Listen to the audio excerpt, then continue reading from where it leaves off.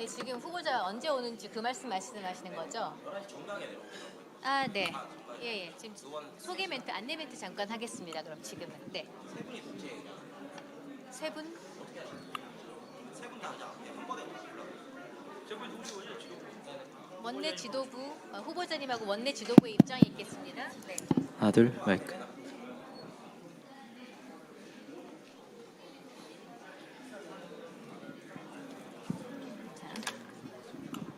네, 잠시 안내 말씀드리겠습니다. 오늘 21대 대통령 선거 필승 결의대회 많은 당원 동지 여러분을 모시고 이렇게 진행을 하게 되었는데요. 들어오실 때 지참하셨던 종이 비행기는 지금 그 색종이는 종이 비행기의 형태로 접어주시기를 부탁드리겠습니다. 후보자 출정 연설이 끝나고 나서 다 함께 일어서서 날리는 퍼포먼스 할 건데요. 사진 예쁘게 나올 수 있도록 접어주시기를 부탁드리겠습니다.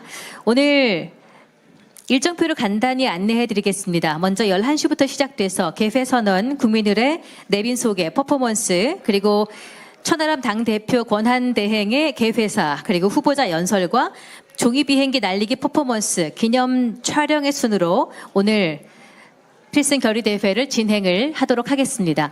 그에 앞서서 11시 정각이 되면 후보자와 원내 지도부가 이곳에 입장을 할 텐데요. 제가 입장 안내 말씀을 올리면 여태까지 쳤던 박수 중에서 가장 큰 박수로 환영해 주시고 환호해 주시면 감사하겠습니다. 저희가 아직 작은 조직이지만 대한민국의 미래를 책임질 수 있는 정말로 할 말 하는 정당, 어디에 눈치 보지 않고 우리가 해야 될 일을 하는 정당으로 자리매김을 하고 있는 중이고, 여기 계신 분들이 그 발걸음에 힘을 더 모아주시기를 부탁드리겠습니다. 후보자와 원내 지도부가 잠시 후에 등장할 때 정말 큰 박수와 함성으로 환호해 주시기를 다시 한번 부탁드리겠습니다. 아울러서 안내 말씀을 좀 드리면은요, 지금 가지고 계신 휴대전화는 무음이나 진동 모드로 변환을 부탁드리겠습니다. 원활한 행사 진행을 위해서 휴대폰은 진동 또는 무음 모드로 전환을 부탁드려 보겠습니다. 잠시 후에 오늘 필승결의대회 시작하도록 하겠습니다.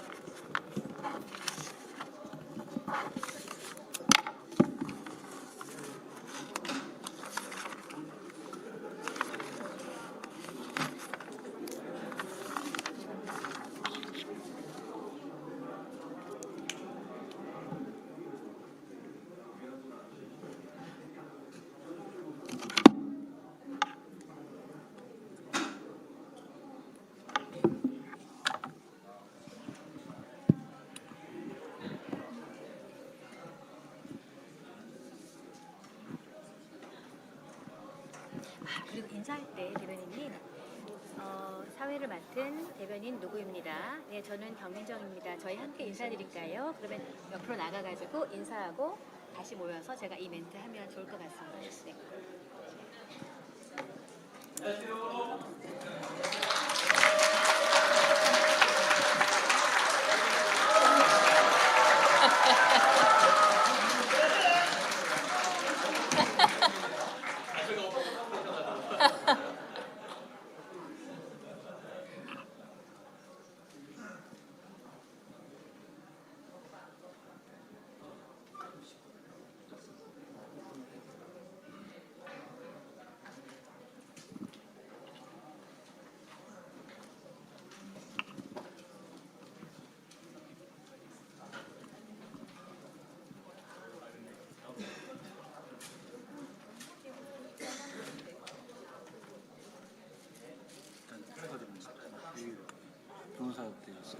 아, 예, 축하드립니다.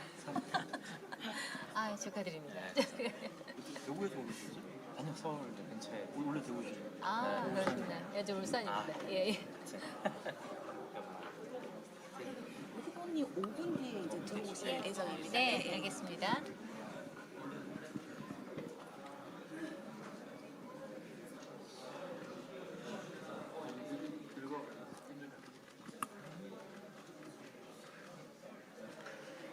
네, 이준석 후보님이 한 5분 정도 후에 도착을 할 계획이고요. 지금 문 앞에 계신, 혹시 로비에 계신 당원 동지 여러분께서는 안쪽으로 들어와 주십시오. 다시 한번 안내 말씀드리겠습니다. 잠시 후에 5분 정도, 한 4분 정도 남았네요. 11시 5분 정도쯤에 후보자와 원내 지도부가 입장을 하겠습니다. 지금 로비에 계신 당원 동지 여러분께서는 안쪽으로 들어와 주시기를 부탁드리겠습니다.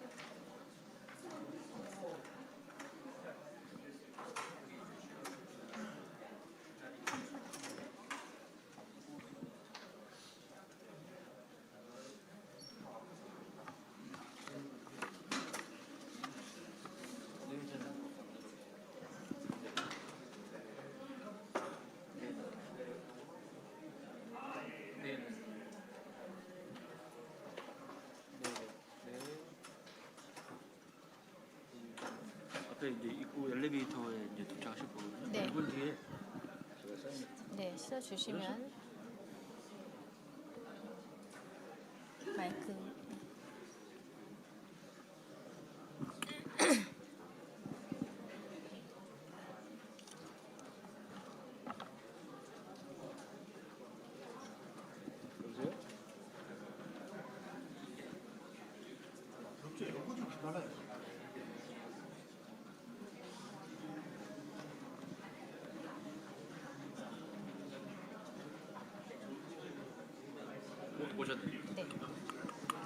여러분 주목해 주십시오. 이제 오늘의 필승 결의대회를 시작하도록 할 텐데요. 지금 여러분 박수 칠 준비 되셨습니까?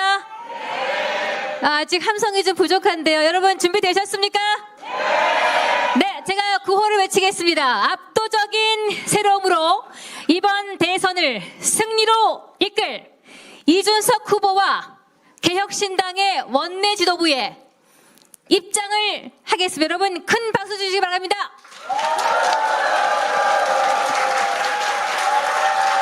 여러분 더 큰 박수와 함성을 주시면 감사하겠습니다.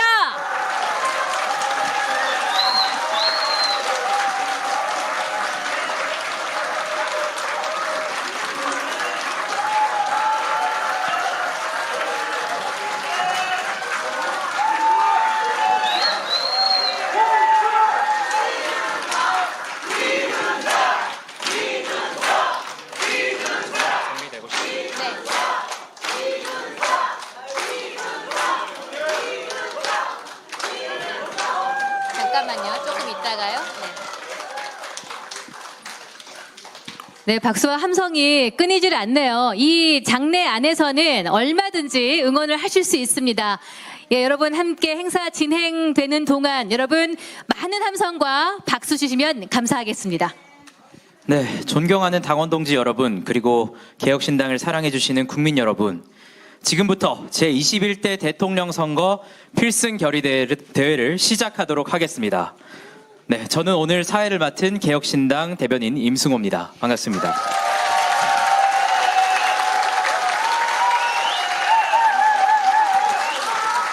아니, 임승호 대변인이 이렇게 인기가 많았나요? 네, 여러분 저는 경민정입니다. 반갑습니다. 네, 여러분 저희 앞에 선 영광으로 함께 인사 올립니다. 여러분 반갑습니다. 반갑습니다.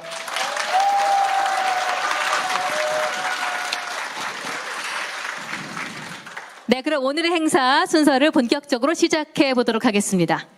네, 본격적으로 행사를 시작해 보도록 하겠습니다. 먼저 천하람 상임선대위원장님의 개회 선언입니다. 위원장님을 큰 박수로 모시겠습니다. 네, 큰 박수 부탁드리겠습니다.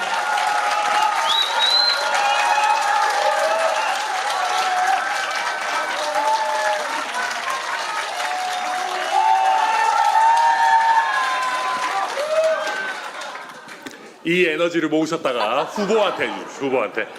자, 그럼 지금부터 이준석 대통령 후보와 함께하는 개혁신당 필승 결의대회를 시작하겠습니다.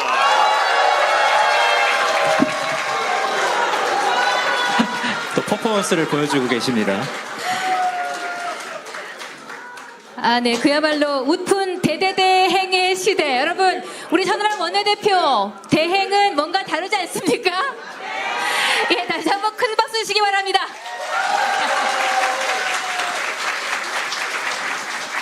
네. 그럼 모두 자리에서 일어나 정면의 국기를 향해 주시기 바랍니다. 네, 정면에 있는 국기를 바라봐 주시기 바랍니다. 전체 국기에 대하여 경례.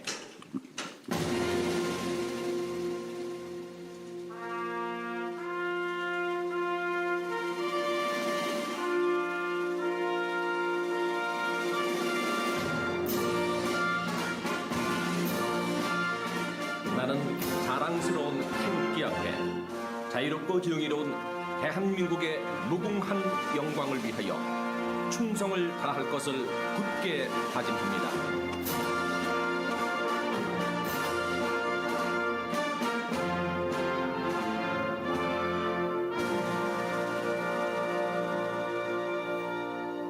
바로 네, 다음은 애국가 제창이 있겠습니다. 애국가는 다 함께 1절만 부르겠습니다.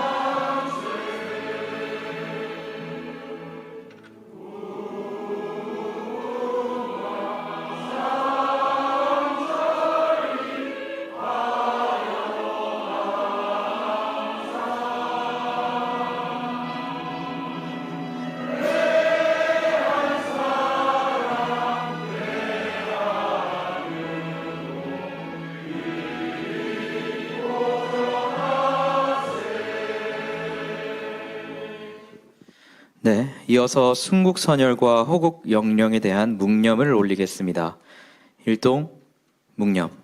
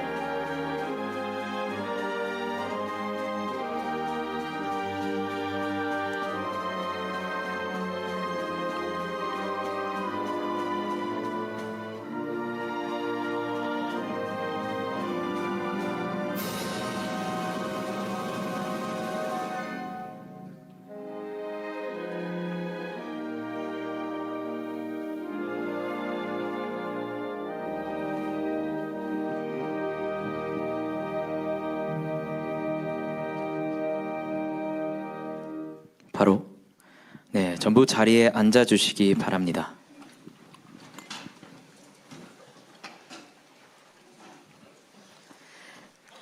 이어서 내빈 소개가 있겠습니다. 먼저 이기인 공동선거대책위원장, 그리고 전성균 공동선거대책위원장 참석하셨습니다.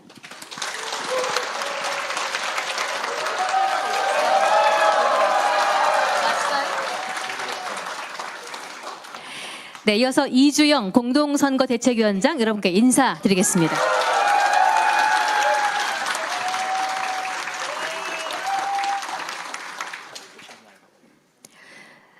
서철모 위원장 참석하셨습니다. 강남에 계시다고 합니다. 어떻게 한번 해보죠. 네, 조영민 공동선거대책위원장님 참석하셨습니다.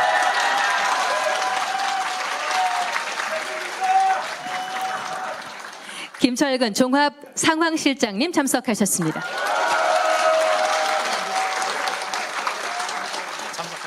네, 이재용 총무본부장님 참석하셨나요? 네, 참석하셨습니다. 큰 박수 부탁드리겠습니다. 이경선 조직본부장님 인사드리겠습니다. 뒤에 계시네요. 뒤에 계십니다. 뒤에. 네. 우리 김정철 공명선거본부장님 안 보이시는 것 같네요. 좀 바쁘셔가지고. 그리고 김두수 정무특보단장님 오셨습니까? 네. 이어서 이동훈 공보단장님 참석하셨습니다. 이동훈 공보단장님. 네, 저기 계십니다. 저기. 이게 곳곳에 숨어 계셔가지고 저희가 또 한 분 한 분 찾아뵙는 재미가 있네요. 네, 그리고 유용원 후원 회장님 어디 계십니까? 인사드리겠습니다. 네, 큰 박수 부탁드리겠습니다. 그리고 마지막으로 김병기 경제고문님 참석하셨습니다. 네, 큰 박수 부탁드리겠습니다. 네, 저희 개혁신당에 참석하신 내빈 여러분께서 내빈 소개가 별로 중요하지 않다. 여러분 오신 분들이 더 중요하다. 이렇게 생각을 많이 하셔요. 그래서 아주 너그러운 마음으로 이해를 해주고 계시는데요. 또 추가로 오시는 분이 계시면 저희가 또 챙겨보도록 그렇게 하겠습니다. 자, 이어서 먼저 저희가 피켓 퍼포먼스를 한번 해보겠는데요. 가지고 계신 피켓을 들어주십시오. 여러 색상이 어우러지면 좋겠습니다. 지금 거의 주황색이 조금 많은데요. 예. 이렇게 하니까 너무 흰색이 또 많아지고. 네, 눈치 싸움을 잘 해주셔야 됩니다. 예, 주변을 옆에 보고 분 보고 조금 네, 조율해 다른 색깔로 주시면은 해주시면 예, 저희가 네, 여러 어느 가지 정도? 색상을 예. 어느 정도 이제 색 배열이 맞는 것 같습니다. 자, 저희가 이제 언론에 오늘의 필승 결의 대회가 아주 멋지게 나갈 수 있도록 언론사에서 사진과 영상 촬영을 할 겁니다. 자, 저희가 앞에서 구호를 외치면 여러분이 큰 함성으로 앞에 있는 피켓을 흔들어 주십시오. 자, 제가 먼저 하겠습니다. 이준석으로 대선 승리!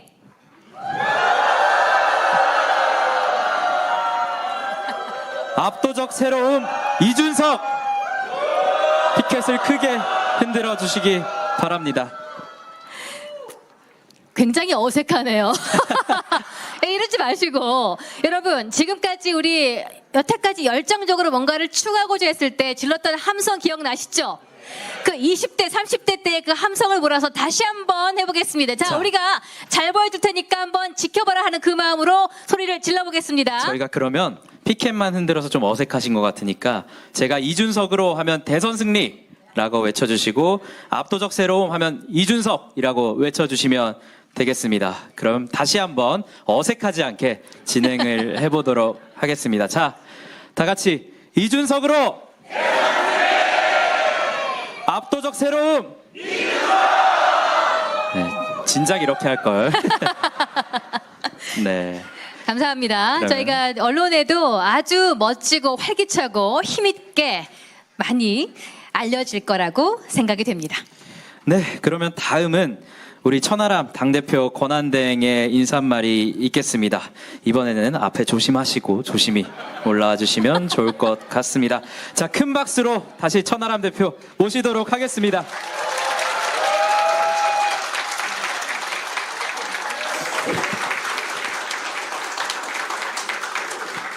예, 제가 지난 목요일 밤에 이재명 후보가 대법원에서 유죄 취지에 파기환송이 되고 본회의장에 앉아가지고 더불어민주당 사람들이 최상목 권한대행을 탄핵시키겠다고 난리를 치고 있는 모습을 보면서 야, 이거는 진짜 꼭 우리가 이겨야 되겠다. 이거는 진짜 이대로 놔둬가지고는 나라가 절단나겠다라는 생각을 했습니다. 그래서 이번에 뭐 적당히 잘하면 되겠지, 졌지만 잘 싸웠다 해도 되겠지라고 하는 썩어 빠진 생각은 버리고 이번에 이준석 대통령 후보가 당선이 안 되면 정말 나라 이대로 갈 수 없다라고 하는 절박한 심정으로 뛰어주시기를 꼭 부탁드리겠습니다.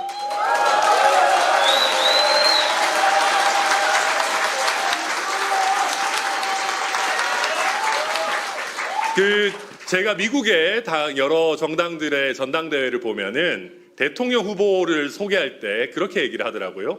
The next president of the United States of America 이런 식으로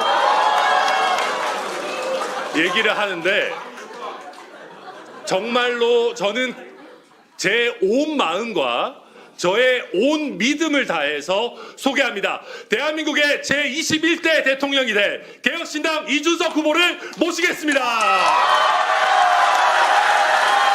네, 자연스럽게 우리 이준석 대통령 후보님 큰 박수로 모시면 되겠습니다. 네.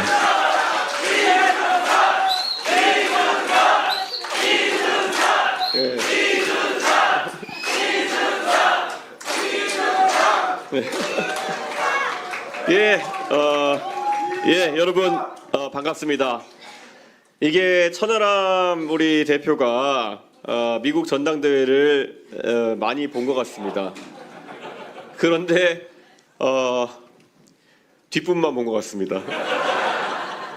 보통 미국 전당대회 가면은 앞부분에 뒤에 가면 이제 후보를 띄우는 얘기를 하지만은 앞부분엔 자기를 띄우는 얘기를 많이 합니다. 그래가 나도 나중에 가가지고 대선 한번 띄워보겠다 이런 경쟁 심리를 드러내면서 가는 게 미국 전당대회 문화인데요. 천하람 대표가 저에게 많은 시간을 할애해 주는 것을 참 감사하게 이렇게 생각합니다.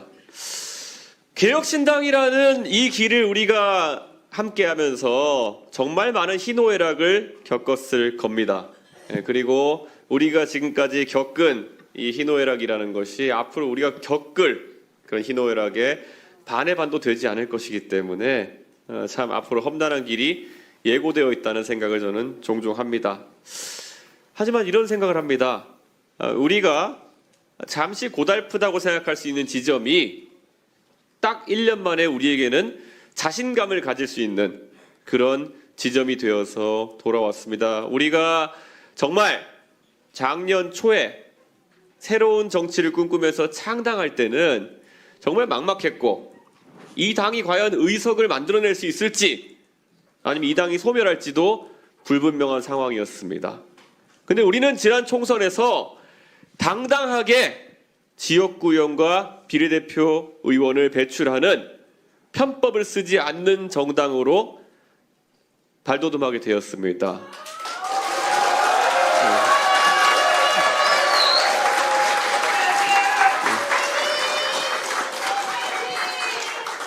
그날 개표가 되던 날 저녁 동탄 사무실에서 저는 첫 투표합니다 까지던 순간 저 개인에게도 엄청난 충격이었습니다.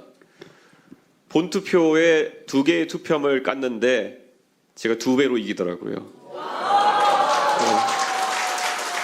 그런데 제가 그걸 보고 나서도 옆에서 환호하는 다른 우리 캠프 멤버들과 다르게 끝까지 마음을 졸였던 것은 언제나 사전투표함이 열어지면서 그것이 뒤집힐지도 모른다는 그런 두려움 때문이었습니다. 그런데 저는 그날 저녁에 자정을 좀 넘긴 시각 결국 승리를 확정지었고 홀가분한 마음으로 그때 국회로 이동해가지고 저희 사무실에서 남아있는 비례대표 개표를 지켜봤습니다. 그날 천하람 대표가 혹시라도 본인이 떨어질까 흘렸던 그 땀과 눈물 그리고 그것을 더 고조시키기 위해서 제가 옆에서 얼마나 약 올렸는지 모릅니다. 이번에 비례 2번 받고 떨어지면은 거의 정계 은퇴다.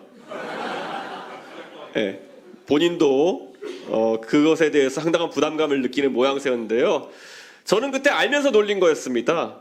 결국 우리의 정정당당함이라는 것은 결실로 나타날 것이고 그 결실은 의석수보다 더 큰 항상 우리는 떳떳하고 당당하게 정치할 수 있다는 그런 큰 자산으로 돌아왔기 때문이다. 이렇게 말씀드립니다. 자, 결국 우리가 지난 한 1년 가까이 작은 정당으로서 국회 내에서는 옳은 소리를 해도 크게 주목받지 못하는 그런 상황이 있었다면은 오히려 그 인고의 세월이 있었기 때문에 이번 대통령 선거에서 우리는 계엄을 일으킨 세력과 그리고 이제 입법 폭주로 대한민국을 망가뜨리려는 세력 양쪽을 비판할 수 있는 거 아니겠습니까?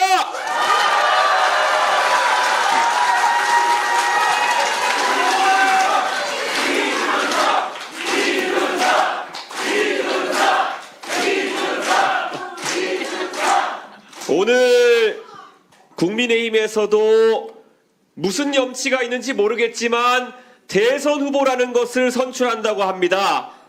정말 제가 만약 국민의힘의 당원이었다면은 킬러 문항이라고 느낄 것 같습니다. 한 사람은 이미 흘러간 시대를 상징하는 인물이요. 한 사람은 위선 속에서 얼마 전까지만 해도 윤석열 정권의 황태자라고 불렸던 사람이 지금 무엇이 그리 대단한 소신 있는 행보를 했다고 대단한 새로움인 양 포장해서 나오고 있습니다. 저는 이런 후보들이 미래를 대표할 수 있는 그런 후보는 아닐 것이다. 대한민국의 정치를 바로 세울 수 있는 후보는 아닐 것이다. 이렇게 생각합니다. 여러분, 오직 대한민국 정치를 바로 세우고 이재명이라는 독재자가 될 가능성이 농후한 그런 인물을 막아낼 수 있는 유일한 정치 세력은 우리 개혁신당이다. 동의하십니까?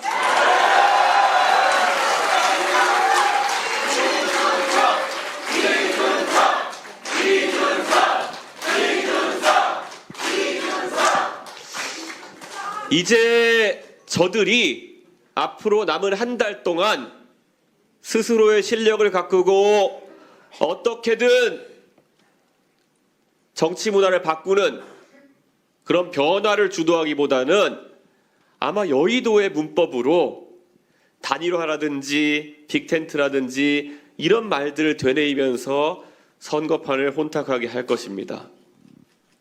그런데 저는 제가 언론에 나가서 항상 단호하게 이야기하는 것이 있습니다. 안 속는다. 그 이유는 간단합니다. 저 이준석이라는 개인의 정치, 어찌 보면은 가끔은 무모해 보이고 왜 저렇게 어려운 선택만 하느냐라는 말을 들을 수도 있겠지만 저는 무한한 책임감을 느낍니다. 제가 27살에 정치에 들어와서 다른 사람보다 조금 일찍 대한민국의 정치의 핵심을 경험할 수 있었고 그 경험을 바탕으로 해가지고 대한민국 정치를 바꿔내는 것이 제 소명이라고 한다면 조금은 외로울 수도 있겠지만은 조금은 힘들 수도 있겠지만 그래도 그런 가스라이팅에 속지 않고 결국 우리의 철학에 맞는 길을 대한민국에 제시해야 된다는 생각입니다. 여러분 함께 해주시겠습니까?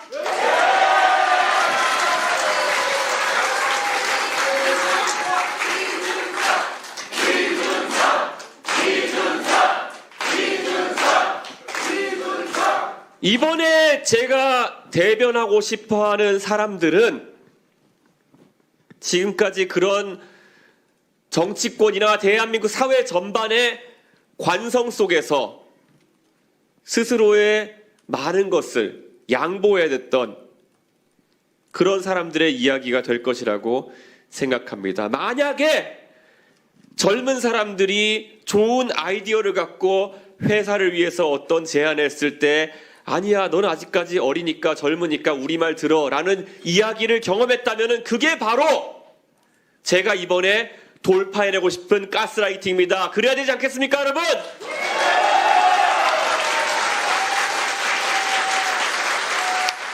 만약에 연구 현장에서 어떤 나이든 연구자가 젊은 연구자의 연구 성과를 너는 아직 기회가 있잖아. 이번에 이거는 내가 쓴 논문으로 하자. 내가 한 연구로 하자. 너는 이번에 뒤에 이름 얹어라라고 하는 그런 불공정이 있다면은 그것이야말로 이번에 우리가 시정해야 되는 불공정 아니겠습니까, 여러분?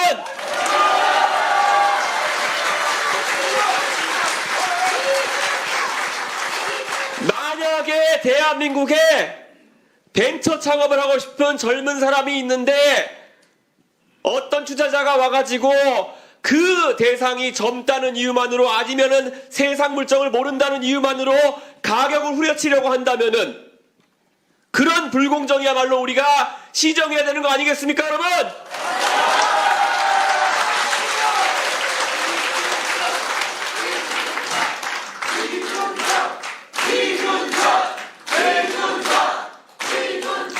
저는 젊었을 때부터 정치하면서 그들의 카르텔에 편입되어 가지고 쉽게 정치해보라는 유혹을 무수히 많이 제안받은 사람입니다. 박근혜 퀴즈로 정치에 입문해서 어머니 아버지 TK 출신이라고 너 우리 말만 들으면은 새누리당에서 앞으로 순탄하게 정치할 수 있다라는 그런 유혹이 저에게 전혀 끌리지 않았던 이유는 딱 한 가지였습니다. 저희에게 그런 말을 제안하는 선배들의 표정 속에서 그들이 어떻게 살아왔는지가 다 보이기 때문입니다. 그들도 언젠가는 젊은 정치 지망생이었을 것이고 큰 뜻을 갖고 정치에 참여해서 대한민국을 바꾸겠다는 의지가 있었을 겁니다. 그런데 어느덧 20, 30년이 지나가지고 그들의 표정 속에는 내가 어떻게 이 젊은 새로운 정치 지망생을 구슬려가지고 내 휘하에 두고 내가 피라미드 영업을 해볼까라는 그런 아주 얄팍한 상술이 얼굴에 보였기 때문에 저는 그 표정을 접하자마자 저 길은 내가 가야 될 길이 아니구나. 내가 저렇게 살 바에야 정치를 안 하는 게 낫다라는 생각을 했고 그래서 저는 그 길을 가지 않기로 결심한 것은 물론이고 그런 문화를 저 다음에 정치하고자 하는 후배들에게 대물림하지 않는 그런 정치 문화를 만들어내겠다고 다짐했습니다. 그 변화 지금까지 이준석이 고생해온 이유입니다, 여러분.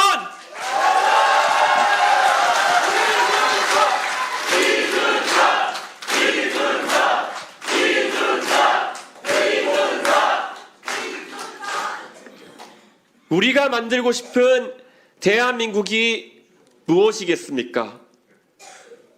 정말 노력하고 실력 있고 의지 있고 올바르고 정정당당하면 그런 사람이 조금이라도 더 주목받고 그런 사람들이 대한민국을 이끌 수 있는 그런 나라 아니겠습니까?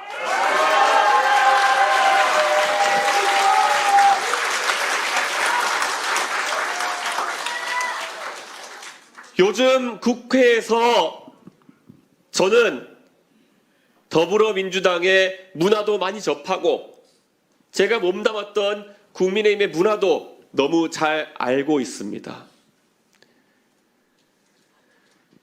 어떻게 범죄 혐의가 있는 그런 당대표에게 대선 후보에게 한마디 바른 소리 못하고 굴종적으로 그를 방탄하기 위한 노력에 동참하는 사람들이 떳떳한 정치를 하고 있다고 국민 앞에서 고개를 쳐들고 이야기할 수 있다는 말입니까? 만약에 그들이 진심으로 그렇게 생각하고 있다면 지금까지 그들이 다른 사람의 허물에 대해 가지고 손가락질했던 것들이 위선이 아니고 무엇이겠습니까? 그리고 마찬가지로 이재명의 허물을 손가락질하면서 지금까지 윤석열 대통령이 무단 통치하는 것을 방치해왔던 사람들이 무슨 떳떳함으로 지금 국민들에게 소구하는 것이겠습니까? 저는 이런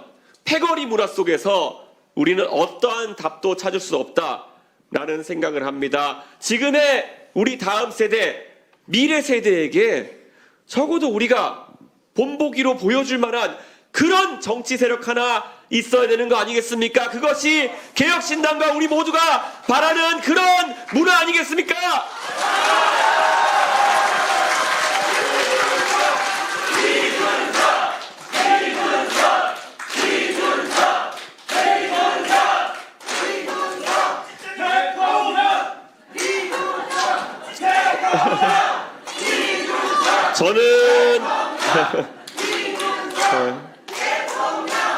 저는 너무나도 이번 선거가 기대가 됩니다.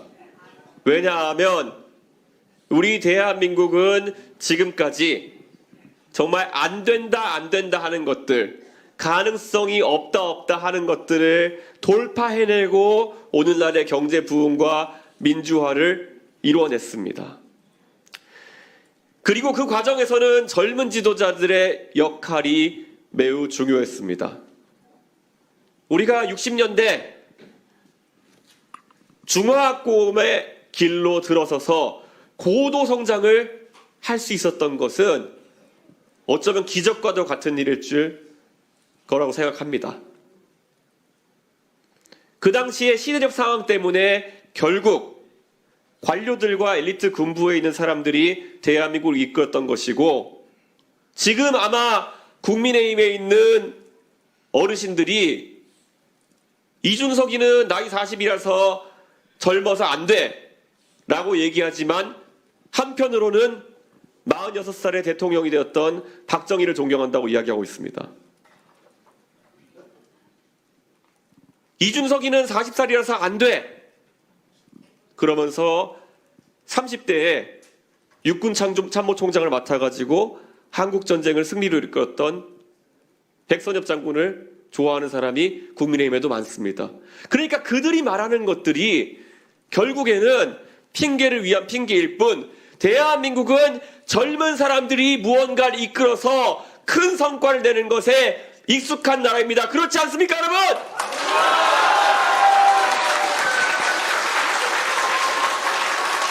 이제는 이런 말도 안 되는 노쇠해가는 대한민국 속의 프로파간다 속에서 우리가 숨죽일 이유가 없습니다. 과거 산업화 과정 속에서 정주영과 이명박이 세계를 누비면서 외화를 벌어오는 나이가 40대 아닙니까?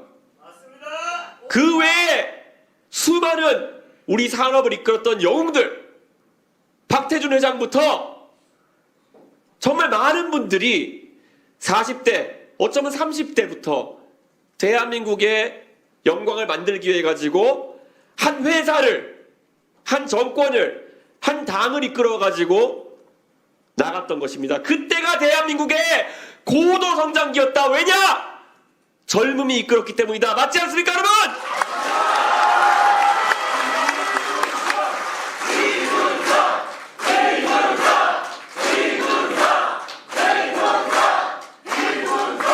한편으로는 대한민국의 한 축인 민주화를 이끌었던 영웅들, 그들이 가장 패기 있고 당당하고 멋있었을 때는 어쩌면 30대, 40대 때 두려움 없이 독재와 맞설 수 있었던 그 시기가 아니겠습니까? 노무현 대통령이 명패를 집어던지면서 바른 소리 하고 이의 있습니다라고 이야기하면서 정치공학적인 3당 합당에 참여하지 않겠다 했을 때, 그게 바로 노무현 대통령이 30대, 40대 때 이뤄냈던 멋진 성과 아니겠습니까, 여러분?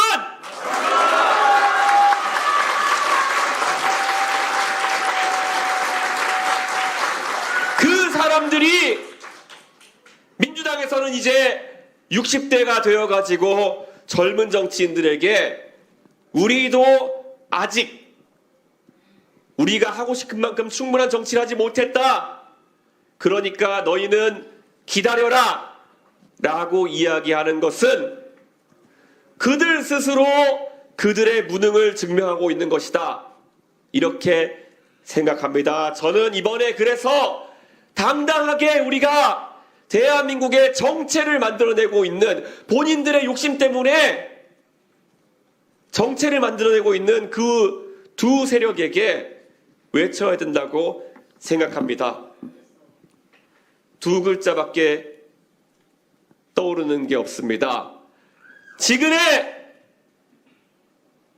계엄을 앞두고도 할 말을 하지 못했던 그런 나약한 국민의힘 세력, 그리고 젊었을 때만도 못한 지금 기득권 행사하고 있는 민주당 세력에게 저는 두 글자로 이야기하고 싶습니다. 둘 다 방패!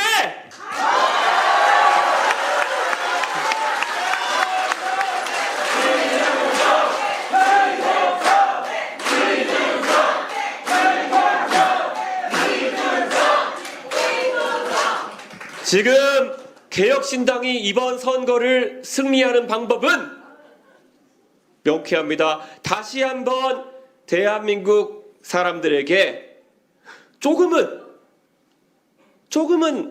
달라 보이고 이상해 보이고 관성에 맞지 않는 그런 길일지도 모르지만은 우리가 다른 나라보다 다시 한번 더 빠르게 달려나갈 수 있는 그런 길을 제시해야 된다. 이런 생각을 합니다. 아까 이야기한 것처럼 우리가 안경 만들고 가발 만들고 옷 만들어가지고 계속 살아가는 것이 안정적인 선택이라고 이야기하던 그런 사람들에게 아니다. 우리의 갈 길은 이 많은 인구를 먹여 살리려면은 원료를 수입해서 가공해서 부가가치를 높여가지고 대량 수출로 먹고 사는 그런 중앙공업이고 무역국가다라는 남들에게 보이지 않는 지점을 보고 밀어붙일 수 있었던 그 리더십이 우리에게 다시 한번 필요하다 이런 생각을 합니다. 그리고 시대가 돼가지고 우리가 이제는 결국 2차 산업을 넘어가지고 지식산업으로 넘어가기 위해서는 누가 쓰지 않아도 전국에 인터넷을 쫙 깔고 집집마다 PC를 보급해가지고 IT 강국을 한번 만들어보자는 그 당시 김대중 대통령의 결심 같은 그런 결심이 필요한 시기가 아닌가 그런 생각을 합니다. 개혁신당이 말하는 여러 가지 이야기들 어쩌면 조금은 남들보다 빠르기 때문에 지적을 받기도 하고 비판을 받기도 하고 너 뭐 몰라서 그러는 거야 라는 비아냥을 듣기도 합니다. 그런데 우리는 떳떳할 수 있습니다. 개혁신당이 1년 전에 창당 시점에 이야기했던 많은 것들 지금 와서 보니 우리가 옳았고 우리에게 비아냥거리던 사람들이 틀렸습니다. 우리는 남들보다 먼저 윤석열이라는 사람이 얼마나 위험한 사람인지 알았습니다. 그래서 우리는 그 사람에게 꾸준한 경고를 보냈고 우리는 창당을 통해 가지고 그런 사람과 다른 생각을 가진 보수 정당도 존재한다는 것을 드러내 보였습니다. 우리가 옳았습니다. 그렇지 않습니까, 여러분?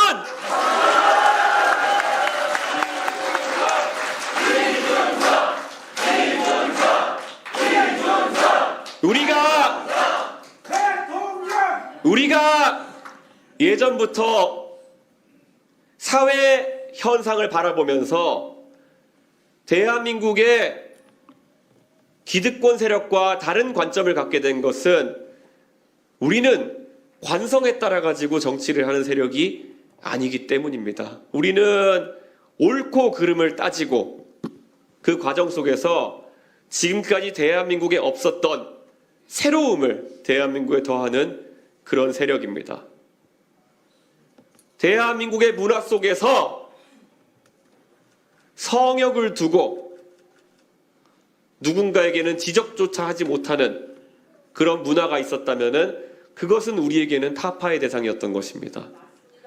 만약에 누군가가 하루에 140만 명이 이용하는 서울 지하철 4호선을 틀어막고 본인들의 주장을 억지스럽게 관철시키려고 하는 행동이 용인되어야 된다고 이야기한다면은 누군가는 그 140만 명의 그저 가족을 위해서 출퇴근하면서 몸이 고단한 서울 시민들을 위해 가지고 한마디라도 해야 되는 거 아닌가? 그게 바로 개혁신당의 당도람 아니겠습니까, 여러분?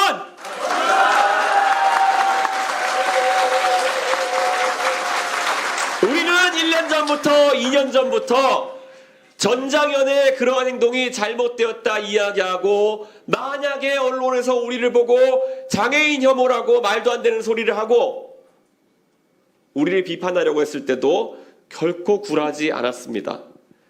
그래서 지금 시간이 흘러 많은 사람들은 알고 있는 겁니다. 개혁신당이 하는 말이 처음에는 그동안 듣지 못했던 이야기이기 때문에 이질적으로 들릴지 모르겠지만, 결국 대한민국의 미래를 봤을 때는 꼭 필요한 이야기들이었구나 하는 생각을 갖게 되는 겁니다. 우리가 이런 것에 자아도취되자고 하는 얘기가 아닙니다.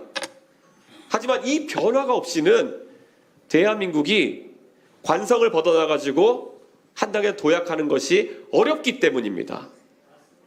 저는 시대가 바뀌면서 관점도 바뀌어야 되는 것이고, 이 관점이 바뀌는 것을 거부하는 그런 세력은 도태될 수밖에 없다, 그런 생각을 하고 있습니다.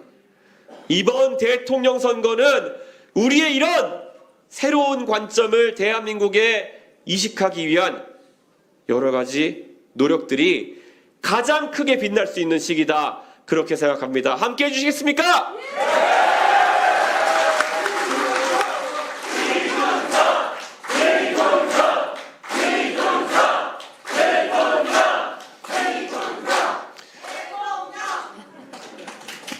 우리가 정말 지금까지 내놓는 공약들 하나하나도 정말 우리 공약팀에서 열심히 설계해서 많은 내용이 담겨 있는 그런 이야기입니다. 지금까지 지방도 한번 잘 살아보자, 함께 발전해보자, 수도권 집중을 막아보자, 구호는 우리가 많이 들었지만은 우리가 기억할 만한 큰 변화를 약속한 정당은 없었습니다. 기껏 이야기해보면 무슨 공공기관을 갖다 주겠다, 이 정도 이야기. 정작 그 공공기관이 옮겨가면은 금요일만 되면은 버스를 타고 상경할 수밖에 없는 그런 문화 속에서 과연 얼마나 큰 지방 발전이 있었느냐 물어본다면은 효과는 제한적이었습니다. 그럼에도 불구하고 정당들은 새로운 의견을 내는 것을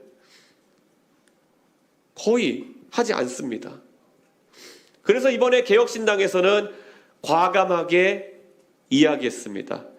우리는 자유와 경쟁을 중시하는 우리의 철학에 따라서 지방도 이제 지방자치 선거를 통해 가지고 훌륭한 사람을 뽑아가지고 경쟁에 뛰어들어야 된다라는 이야기를 하고 있는 겁니다. 미국 같은 나라를 보면은 연방제 국가이긴 하지만 주별로 엄청난 경쟁을 합니다. 캘리포니아와 텍사스가 각자 기업을 유치하기 위해 가지고 경쟁을 합니다. 뉴욕주와 오리곤주가 결국엔 첨단 산업을 누가 유치할지를 가지고 설전을 벌입니다.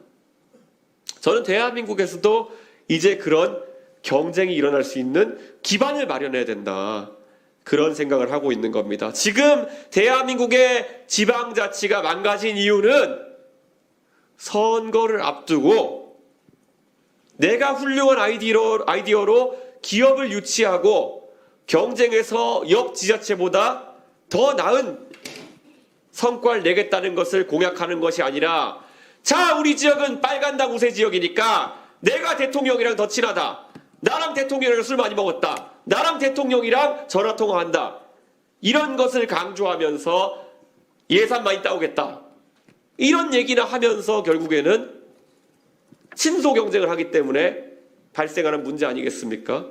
맞습니다. 결국 각 지역에서 빨간당과 파란당의 우세 지역에서 어떻게 하면은 경선이나 이길까 생각하면서 경선 선거인단에게 사실상의 매표 행위를 한다든지, 어떻게 하면 그 사람들의 마음을 얻을 수 있을까, 그 일정 인원만 관리하는 그들만의 카르텔을 형성한다든지, 이게 지금 지방정치의 폐해 아니겠습니까? 이제 개혁신당에서는 지방정부, 지방자치단체에 더 많은 자율권을 주고 그 자율권을 조정해서 잘못된 선택을 했을 때는 정말 지역의 주민들이 그에 따른 책임을 또 통감할 수 있도록 하고, 하지만 자치단체장 잘 뽑으면은 지역에 큰 변화가 있을 수 있도록 하는 그런 정책을 가져가려고 합니다.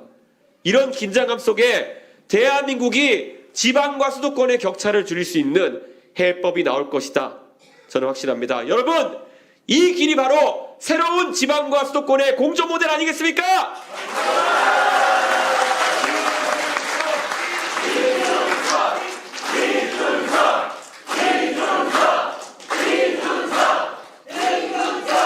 그리고 저는 지금까지 대한민국이 20년의 관성을 거쳐서 더 이상 공부하지 않는 국가가 되어버린 것을 심각하게 생각합니다.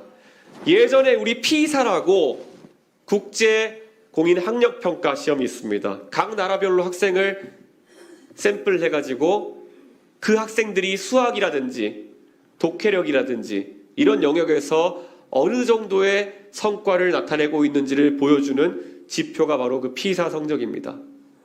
과거의 대한민국은 항상 핀란드, 싱가포르 등과 함께 1, 2, 3등 안에서 놀았던 나라였습니다. 그런데 이제 대한민국은 중국의 도시화된 지역이나 아니면 싱가포르, 대만 이런 나라들보다도 못한 성적이 나올 때가 있습니다. 우리의 직접적인 과학기술 패권 경쟁 국가인 그 나라들에 비해 가지고 수학도 못하고 독해력도 떨어진다면은 어떻게 우리가 이 경쟁을 이겨낼 수 있겠습니까? 이제 교육 한번 대수술을 해야 되는 거 아닙니까, 여러분?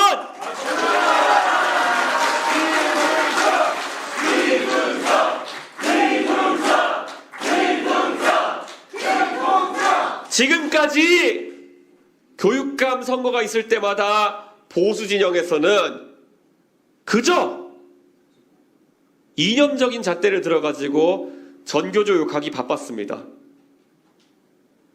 저는 전교조식 교육에 대해 가지고 안 좋게 생각합니다. 그런데 왜 교육감 선거를 하면은 판판이 그들이 이기는 것일까? 왜냐하면 전교조를 욕하는 것에 그쳤지 어떤 새로운 교육관으로 이 시대의 인재를 육성할 것인지에 대해서 보수 진영에서 준비하지 않았기 때문입니다. 이재명을 악마화하는 것만으로 대선 승리할 수 없는 것처럼 전교조를 악마화하는 것만으로 대한민국의 교육을 살릴 수는 없는 것입니다. 지금 이 시점에 우리가 대한민국의 교육을 바꾸기 위해 제안해야 할 것은 결국 어느 누구도 뒤처졌을 때는 국가가 다시 끌어올려준다는 그런 강력한 확신을 심어주는 것이다. 저는 이렇게 말하겠습니다, 여러분!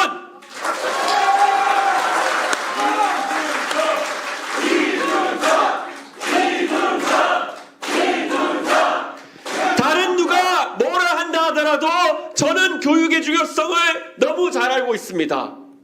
서울시 노원구 상계동에서 정말 지하철 종점에서 살면서 아이를 키우던 부모 밑에서 자라난 제 입장에서는 서울의 끄트머리에서 조금이라도 가운데로 들어오는 방법은 열심히 공부해서 한 달이 한 달이 밟아 올라가고 그렇게 노력한 사람들이 성공하는 사회가 유지됐을 때 그것이 가능하다는 그 믿음을 가지고 지금까지 살아왔습니다. 이제 그 믿음이 깨어지지 않도록, 그리고 이 기회가 이준석뿐만 아니라 모든 대한민국의 아이들에게 열려있도록 하는 것이 제 사명이기 때문에 저는 교육을 계속 강조하겠습니다, 여러분!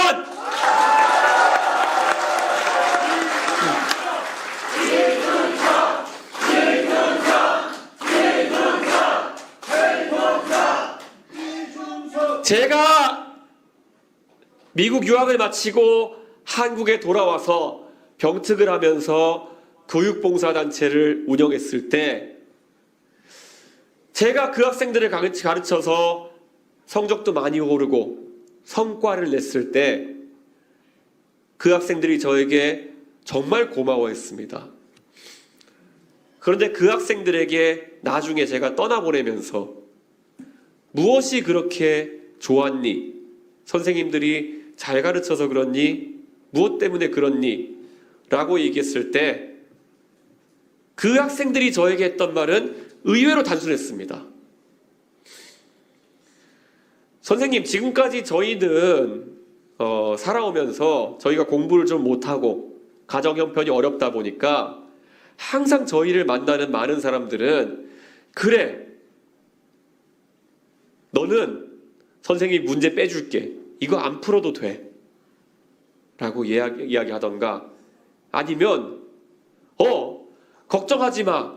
세상에는 공부 말고도 다른 성공할 수 있는 방법이 많아. 그러니까 공부 때문에 스트레스 받지 마. 라는 이야기를 많이 했다고 합니다.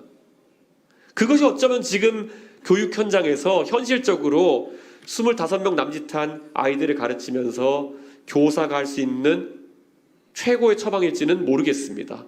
그들에게 해열제를 놔주고 괜찮아라는 이야기를 하는 것이 아마 현장에 있는 선생님들이 줄 수 있는 진통제 또는 해열제일지 모르겠습니다. 하지만 우린 너무 잘 알고 있습니다. 그 해열제만 12년 동안 맞고 교육 현장을 떠난 아이들이 나중에 겪게 될 자괴감이나 아니면 패배의식이라고 하는 것은 다시는 회복하기 어려운 것일 것이다. 그런 생각을 합니다. 공부 안 해도 먹고 살 수 있어. 아니면 세상에 다른 길도 있어. 라는 얘기를 들은 학생들이 정작 세상에 나갔을 때 속았구나. 그때 선생님이 나를 안심시키기만 했던 거구나. 라는 배신감 속에 살아가는 것. 그것이 우리가 대한민국이 되어서는 안 된다고 생각한다. 그래서 교육시켜야 된다. 맞지 않습니까, 여러분?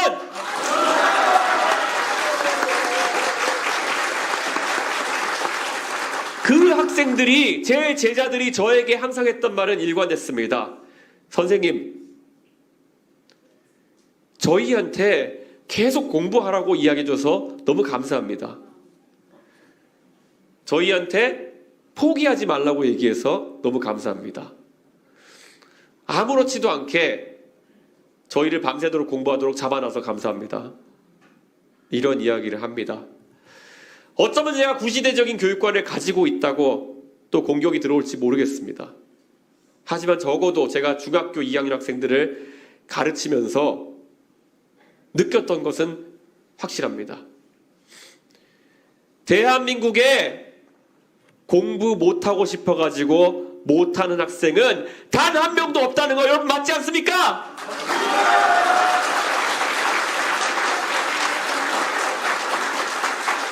어느 누구나 공부 잘해가지고 선생님한테 칭찬 듣고 싶고 부모님한테 이쁨 받고 싶고 나가서 TV에 나오는 번듯한 직업을 갖고 싶다. 이게 어느 학생도 차이가 없는 그들의 꿈이고 그들의 기대치입니다. 그런데 오히려 지금까지 우리는 그들에게 빠른 포기 아니면 다른 삶이 있어라고 유도해내는 그런 교육을 반복해온 것이 아닌가라는 것을 마음 아프게 생각합니다. 물론 대한민국의 모든 학생들이 아무리 열심히 한다 하더라도 모두가 선망받는 직업을 가질 수는 없을 겁니다. 모두 다 자기가 원하던 것을 이룰 수는 없어요. 모두가 1등할 수는 없을 겁니다. 하지만 적어도 월 없이 뛰었다는 그 만족감만은 가질 수 있다면은 저는 대한민국이 이렇게 불공정한 사회가 되지는 않았을 거다라는 확신을 가지고 있습니다. 제가 만들고 싶은 대한민국은 정말 월 없이 공부할 수 있는 그런 대한민국을 만들겠다는 약속을 오늘 드리겠습니다.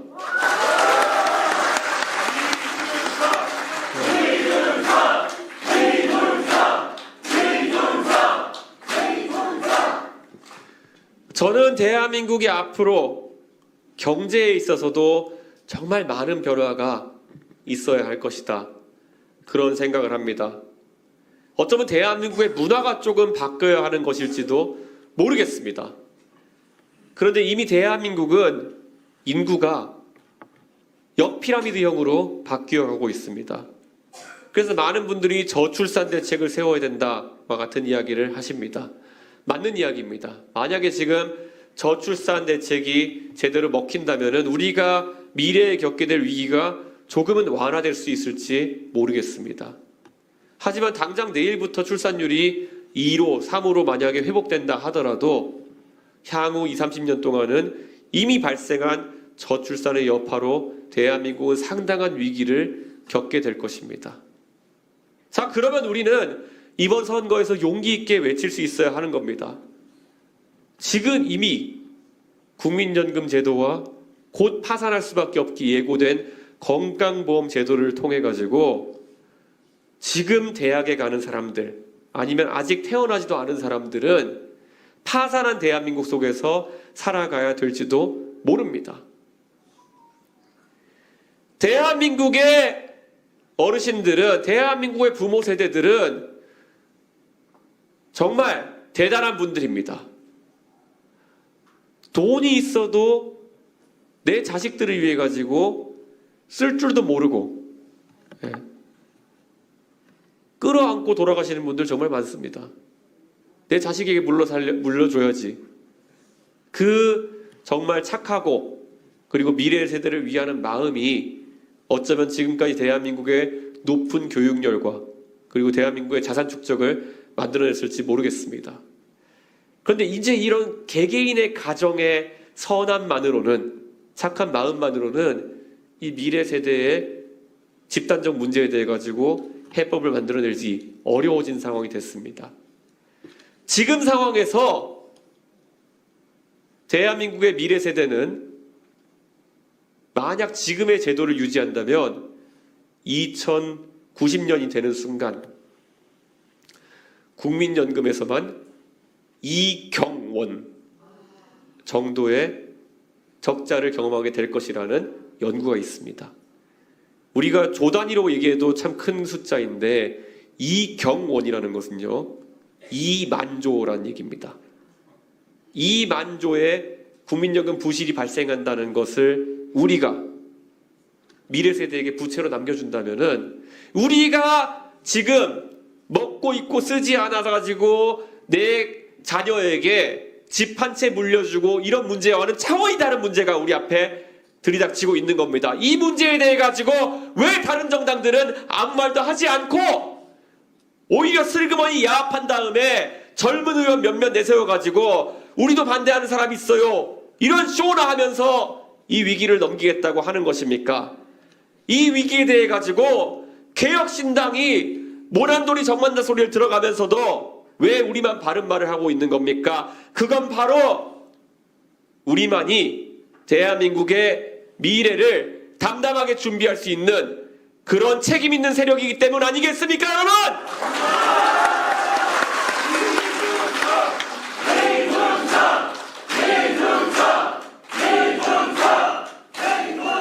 이번 선거에서 우리가 싸워야 될 적은 어쩌면 과거의 선거에 항상 나왔던 종북 세력이라든지 아니면 권위주의 세력이라든지 아니면 요즘 민주당이 흔히 얘기하는 내란 세력과 같은 그런 대상이 아닐지도 모릅니다. 우리가 몇십 년 뒤에 들이닥치게 될 위기를 상대하기 위해서는 우리가 싸워야 될 대상은 바로 거짓을 일삼으면서 사탕발림으로 매표행위를 하면서 위기를 위기가 아니라고 하고 있는 그런 포퓰리스트 세력이다 이렇게 생각합니다. 동의하십니까?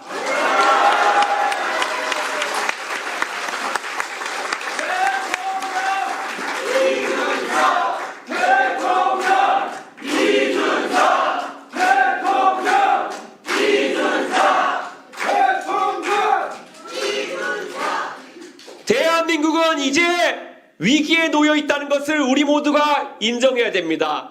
우리 우수한 국민들의 노력 때문에 과거 80년대, 90년대를 거치면서는 우리가 조금은 결함이 있는 지도자를 뽑아도 아니면 조금은 사리 판단이 안 되는 지도자를 뽑아도 우리는 꾸준히 우상향하면서 성장해 왔습니다. 그건 대한민국 국민들의 우수한 저력이 지도자들의 결함을 보완해 줄 수 있었기 때문입니다. 하지만 지금 들이닥치는 글로벌 패권 경쟁이나 아니면 관세 전쟁과 같은 엄중한 상황 속에서 우리 국민의 우수함이나 아니면 노력과 관계없이 우리는 우상향 국면을 지속하기 어려울 수 있습니다. 그런데 이 와중에 우리가 만약에 사리 판단이 안 되고 포퓰리즘에 찌들어 있는 그런 멍청한 지도자를 만나게 된다면은 우리는 어쩌면 한 번도 경험해보지 못한 하락기를 경험할지도 모릅니다. 제가 물론 미국의 유명한 대학에서 경제학과 컴퓨터공학을 전공했다는 사실이 있지만 제가 그것 때문에 뭐 경제를 잘한다 아니면 제가 IT 쪽에서 무슨 최고의 엔지니어다 이런 말은 하지 않겠습니다. 실제 그렇지도 않고요. 하지만 적어도 지금 민주당의 이재명 후보가 말하는 여러 가지 경제에 대한 그릇된 관점이 적어도 제가 어디서도 들어본 적이 없는 괴짜 경제학이라는 정도의 생각은 가지고 있고 그것을 판단할 정도는 된다고 생각합니다. 대한민국 국민들이 이제는 위기의식을 가져야 될 때다 이렇게 생각합니다. 이재명 후보가 몇 달 전 본인이 기본 시리즈라든지 아니면 여러 복지를 하는 재원을 마련하기 위한 방법 중에 하나로 언급했던 엔비디아 같은 테크 자이언트를 만들어가지고 그 중에 30%의 지분을 본인이 국가가 소유하게 해서 그 배당을 바탕으로 해서 결국에는 대한민국에 세금을 내지 않아도 그런 복지가 이루어지게 하겠다. 사실 어떤 이야기를 들으면은 어떤 사람들은 90%의 진실에 10%를 섞어가지고 선동을 합니다. 그게 가장 효율적인 선동입니다. 그런데 이 이재명이란 사람은 제가 처음 보는 유형인 것이 100%의 멍청함으로 선동을 하고 있습니다. 도대체 이게 무슨 꼴입니까?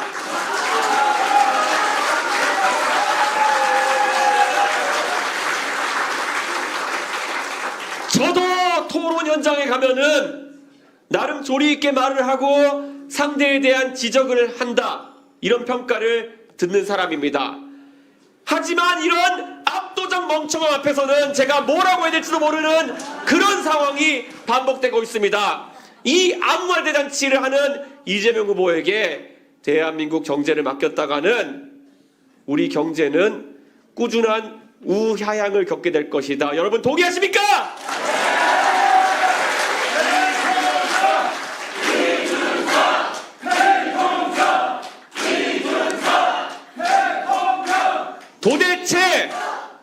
도대체 어떻게 성남에서 변호사 생활하면서 검사 사칭이나 하고 그것 때문에 재판이나 받던 사람이 전 세계 유수의 IT 기술자들도 창업하기 어려워하는 테크 자이언트를 발굴해가지고 30%의 지분율을 획득한다는 소리를 한다는 말입니까?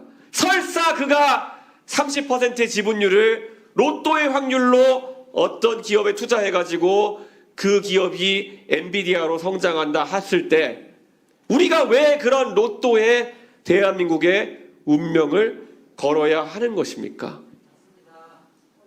이런 도박식의 국가 운영을 하겠다는 사람에게 대한민국을 맡긴다는 것은 그저 절망적인 겁니다. 그런데 왜 이 사람이 이런 멍청한 도박을 이야기하겠습니까?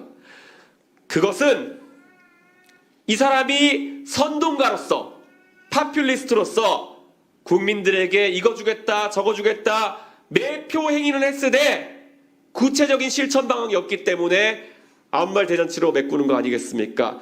우리는 이와 비슷한 사람을 과거에 멀지 않은 과거에 본 적이 있습니다. 나라에 돈이 떨어지니까 R&D에 투자된 돈을 없애가지고 돈을 마련하겠다. 그걸 어딘다 고속도로 짓겠다고 하는 사람이 있었습니다. 그리고도 돈이 부족하니까 포항 앞바다에 가가지고 석유를 캐면 되지 않느냐라는 멍청이가 있었습니다.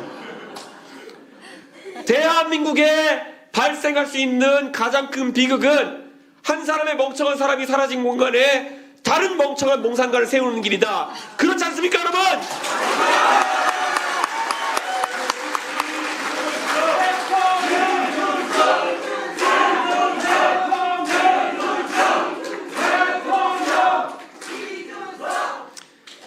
이런 사람들이 나중에 경제를 얼마나 헤집어 놓을지는 그들의 과거 발언만 봐도 알 수 있습니다.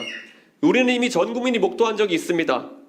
비슷하게 재정 상황이 어떻게 대처하겠냐는 지난 대통령 선거에서의 질문에 그는 대한민국이 기축통화국이 되면 해결될 문제다 라는 취지로 이야기했습니다.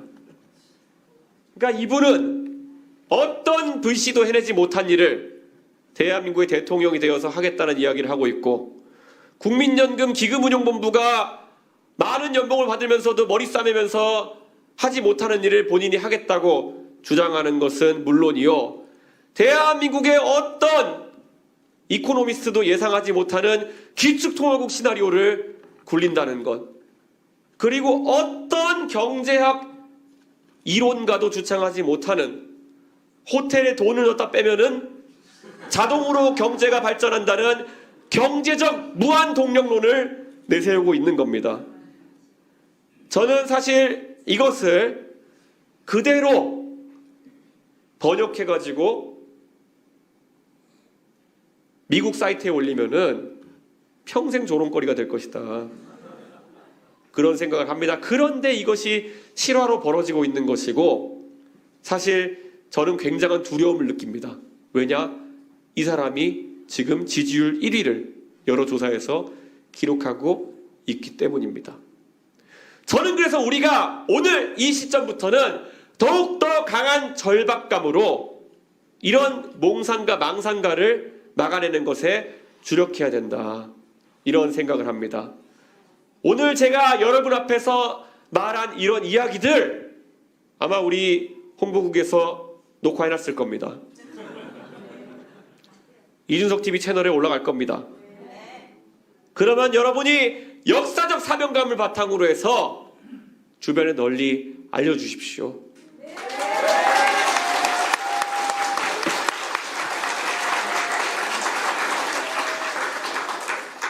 그리고 오늘 이 자리에 함께해 주신 당원 여러분께 지금 선대위에서 각자의 위치에서 열심히 일하고 있는 우리 당직자들과 선대위 구성원들에게 신뢰를 보내주실 것을 당부드립니다. 이들이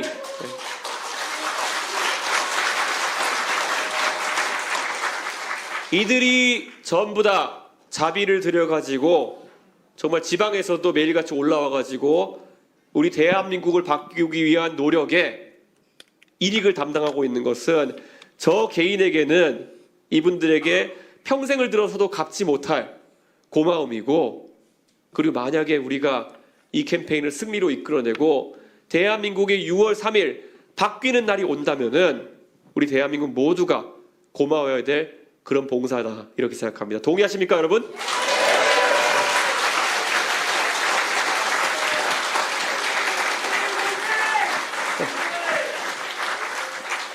이제 약 한 달여의 시간이 남아 있습니다.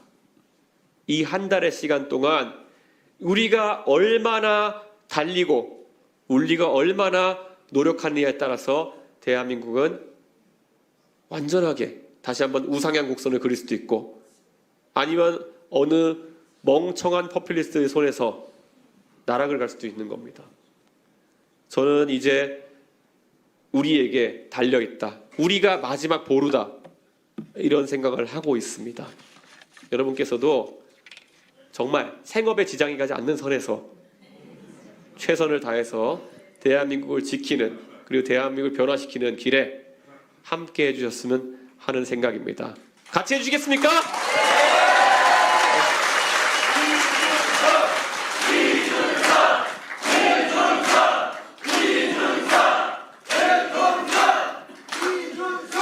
이게 그 선거 때가 되면은 보통 국회의원 선거 때는 14일 정도 선거 기간이 지속됩니다. 그러면 초반에 한 3, 4일 정도를 제가 많은 걸 떠듭니다. 유세차 올라가가지고. 그 다음에 반응 좋은 것만 모아가지고 그 다음에 3, 4일 떠들고 또 반응 좋은 것만 모아가지고 한 3, 4일 떠들고 그러면 마지막에 한 5일 정도는 명연설가가 되어 있습니다. 그런데 이게 사실 선거에서 우리가 반복해서 겪는 과정인데요. 저도 그렇게 할 겁니다. 오늘부터. 근데 여러분들도 주변에 많이 얘기를 해주십시오. 많이 얘기를 해주시고 대한민국 국민들이 어느 것에 위기를 느끼고 있는가, 우리 개혁신당이 하는 것들 중에서 어떤 것에 가장 관심을 가지느냐, 어떤 반응이 있느냐, 이걸 파악해서 우리 선대위 관계자 누구에게라도 전달해 주십시오. 여러분과 함께 지역을 책임지고 있는 당협위원장에게 말씀해 주셔도 됩니다. 그들이 저에게 어떤 식으로든 전달해 줄 겁니다. 그것이 여의치 않다면은 모두 다 우리 핸드폰을 꺼내가지고 준스톡 앱을 깔아가지고 저에게 보내주십시오. 제가 하나하나 답변을 못하는 경우도 있지만 그래도 제가 침대에 누울 때는 항상 그것을 올리다가 피곤해질 쯤 잠에 듭니다. 그렇기 때문에 사실 큰 도움이 되고 있습니다. 여러분께서 앞으로 우리는 선거운동 방식도 전 세계에서 어느 누구도 시도하지 않은 방식으로 해나갈 겁니다. 준스톡 앱에서 우리가 관심 가져야 될 공약 내용이 무엇인지, 관심 가지고 또 응원해야 될 방송이 어떤 것인지, 아니면 어떤 상대방의 음해에 대해서 어떻게 대처해야 될 것인지, 이런 것들이 자유롭게 소통이 되고 여러분이 피드백을 주실 겁니다. 이렇게 구성해놓은 이유는 단 한 가지입니다. 저는 평생 죽도록 대한민국의 정치 개혁을 위해 가지고 노력할 겁니다. 제가 제 정치 생명이 살아있는 동안 그것을 달성할 수 있을지 없을지는 저도 잘 모르겠습니다. 하지만 저는 무조건 이 길을 갈 겁니다. 혼자서라도 이 길을 갈 겁니다. 그런데 한 가지 확실한 거는 당원 여러분들이 이 길을 함께 가주시면은 더 빨리 갈 수 있을 거라는 확신이 있습니다.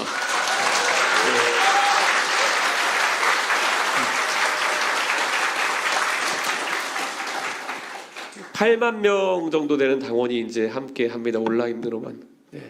우리가 7만 명에서 항상 마음 졸이면서 있었던 순간이 언제냐 싶을 정도로 며칠 사이에 또 8만 명이 되었습니다.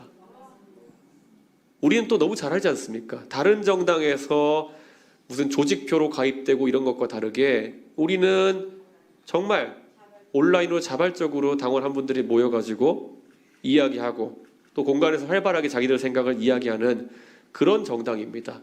이미 우리는 대한민국에 전에 없던 정치 문화를 만들어 나가고 있는 겁니다. 이제 이것이 얼마나 꼽힐지는 우리 당원 여러분들이 이 플랫폼을, 이 시스템을 얼마나 잘 활용하느냐에 달려있다. 저는 그런 생각을 합니다. 그런데 마지막으로 제가 말씀드리자면요, 이번 선거 감이 참 좋습니다. 그렇지 않습니까, 여러분?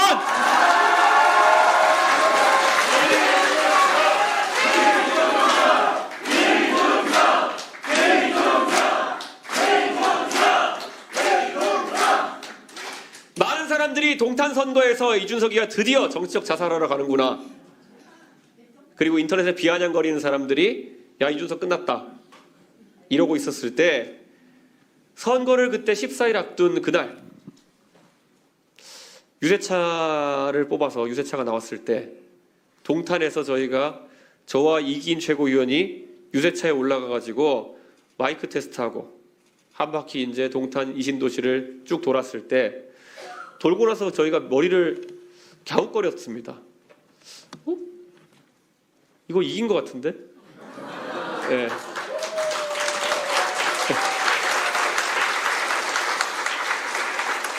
아마 밑바닥부터 정말 치열하게 선거를 뛰면서 밑바닥 선거가 무엇인지를 너무 잘 아는 이기인 최고위원과, 그리고 상계동에서 무수한 낙선을 겪으면서 단련되었던 저 이준석이 유세차 한 바퀴 타고 돌아보는 순간 이건 우리가 이기는 선거인데 라는 감이 들었던 것은, 그 기억은 아직도 지워지지 않습니다. 그런데 오늘 이렇게 말씀드리겠습니다. 이번 선거 우리가 이길 수밖에 없는 선거입니다, 여러분!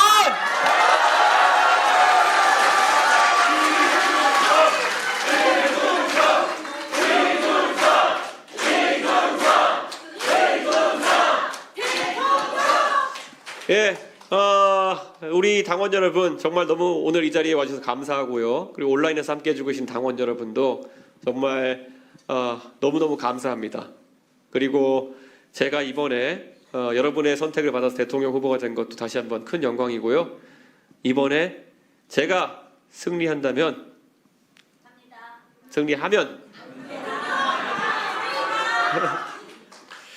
그것은 저 개인의 승리가 아니라 여러분의 승리 그리고 대한민국의 승리 이것이 될 것임을 확신합니다. 예.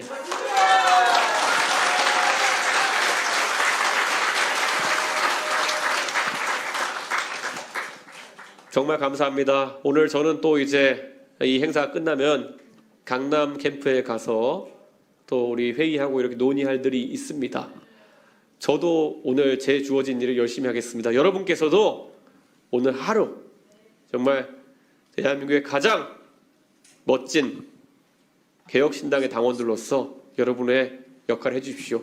그러면 우리는 6월 3일 날 동탄에서 그랬던 것처럼 다시 한번 승리 함성을 지르면서 우리가 해냈다를 외칠 수 있을 것입니다. 감사합니다. 열심히 해서 보답하겠습니다.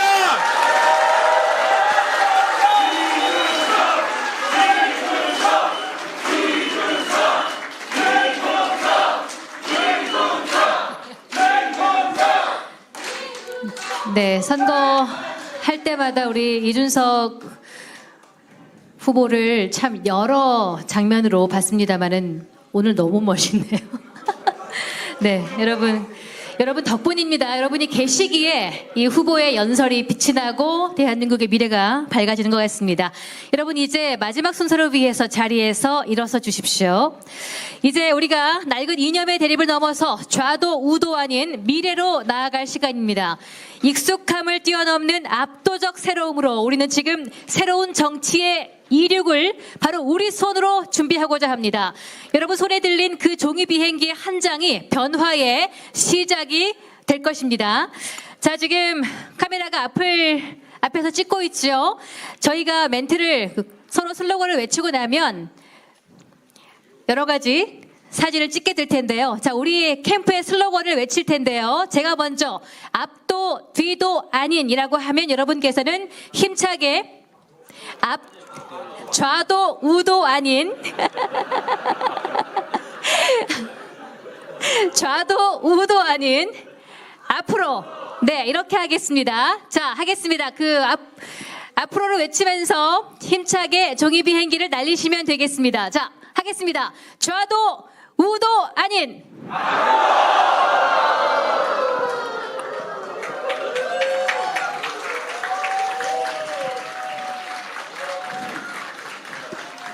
네, 이상으로 오늘 필승 결의대회 공식 일정을 모두 마치겠습니다.